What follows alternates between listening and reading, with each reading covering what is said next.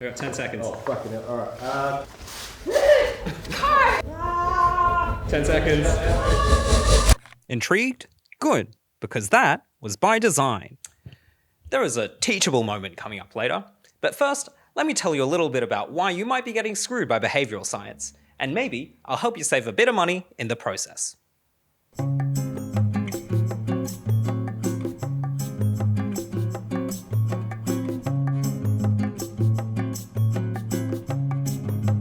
Now let's start with a hypothetical. You, a hairy puppet, are looking to replace your dad's junk hand-me-down car. While looking around in the dealership, you spot a slick set of wheels with a $10 million price tag. At this point, you're probably thinking, I'm poor as shit, dude, why am I even here? But then, a car salesman immediately runs in and offers you a price cut to $7.5 million. As soon as you're thinking, oh, that's actually pretty good, boom, you just got. The salesman has used the $10 million price tag to unconsciously set your expectations. And even though it's way out of your price range, you still think the salesman's offer might be a good deal. What the salesman's taken advantage of here is a phenomenon called anchoring, a mental shortcut where we unconsciously use some initial anchor to make judgments or estimates. In this case, the initial anchor was the first number we saw, $10 million. Companies, advertisers, and salespeople use this against us all the time. And what's scarier is that the anchoring information can be completely irrelevant, or even just false. That anchoring number doesn't even have to be related to the price of the car. It can be whatever garbage you like. Don't believe me? Why don't we try it ourselves? Welcome to The Price Is About Right, the game show that exploits common human error. Contestants will have 2 minutes each to read some completely irrelevant statistics before guessing the price of 5 common items. Whoever guesses the closest will win this used white hatchback, complete with scratches from its previous owner and a broken sunroof.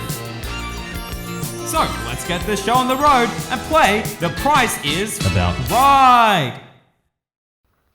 Cool. Any questions? I'm such a great actor. Alright, just do one more of those. Oh my god. Awesome. Hold on. Wait. I haven't started the timer.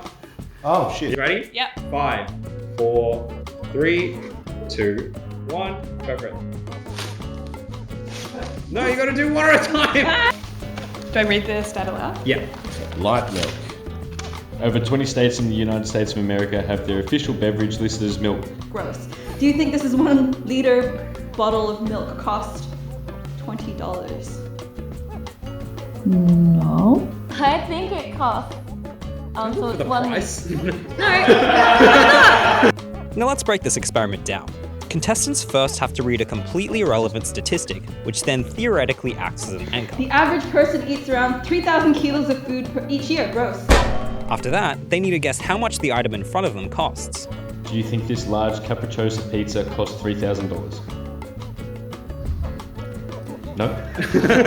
Pretty similar to the car example, but unlike the salesman's price tag, these numbers are completely unrelated to the price of the item. Surely they won't influence the prices guessed, right?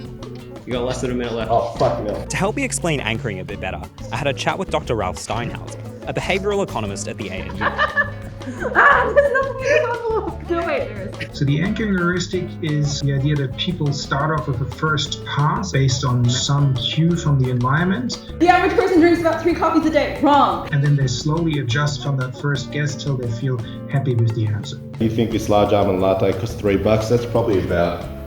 Alright. Clearly, this can lead to some irrational behavior, which in turn can affect us negatively. But how do we avoid that? These heuristics are working in the subconscious largely. Oh, where's the envelope?